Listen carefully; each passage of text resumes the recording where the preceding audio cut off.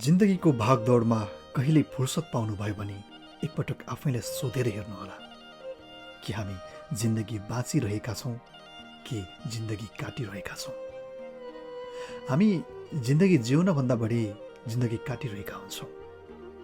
जीवनमा आज जे छ, आजको पलमा आफूसँग जे छ, त्यो चिजहरूलाई व्यवस्था गर्दै भोलि प्राप्त हुन सक्ने सम्भावित चिजहरूको पछि पछि कुदेर आजको महत्त्वपूर्ण क्षणलाई बर्बाद पारिरहेका हुन्छौँ। कहिलेकाहीँ याद गर्नुहोस्, कतै